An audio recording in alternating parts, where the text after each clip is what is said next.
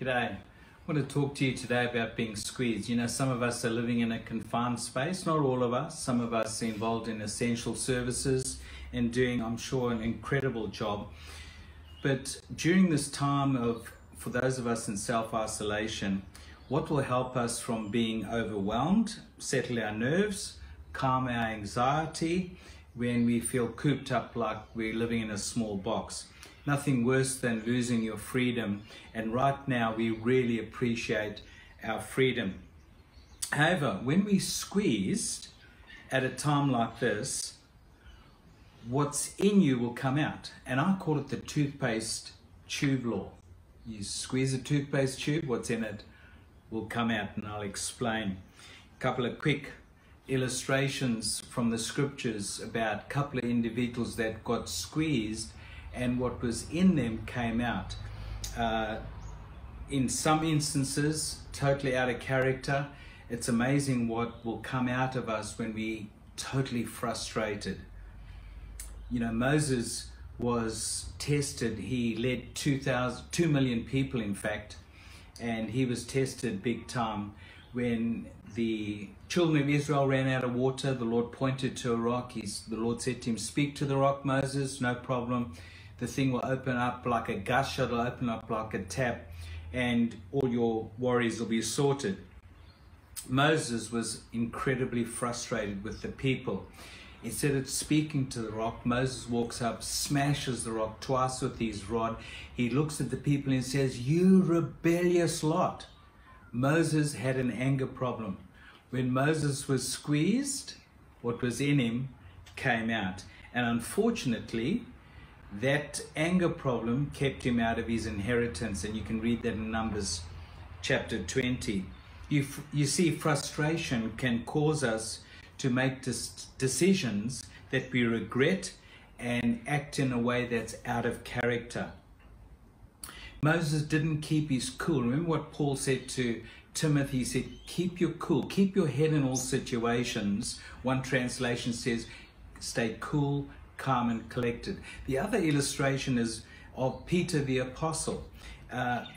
Just before Jesus is crucified, it's midnight, and while Jesus is being tried in an illegal court, Peter goes around and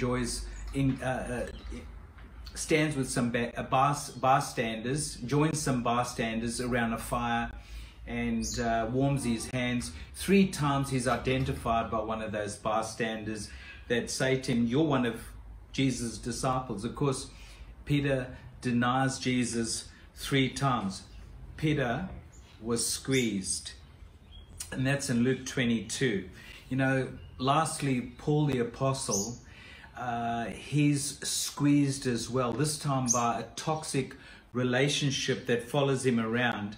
In fact, it's a very difficult relationship. He calls it a thorn in the flesh.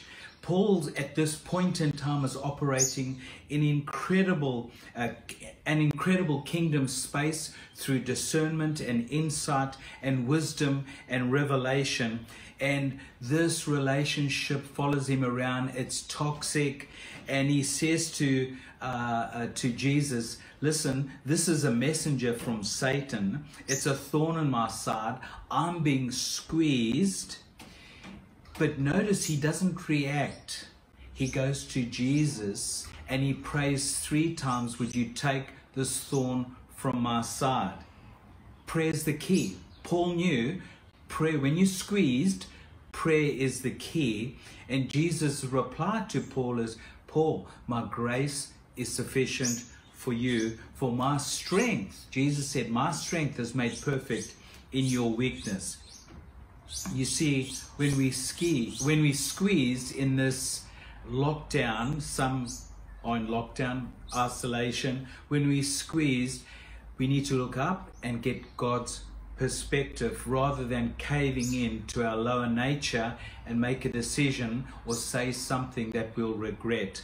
You see, God's grace is always sufficient for us on a daily basis, particularly when we're living in close proximity to people that we love, husband with wife, wife with husband, immediate family. Husbands, Don't let the sun go down on your wrath. Keep short accounts with your wife and your children. In this time, think seasons, not lines. Seasons come and go. Nothing lasts forever. This too will pass. We're going to be okay. Why don't you pick up the phone and ring someone and ask them if they're okay? Let not your heart be troubled. God bless.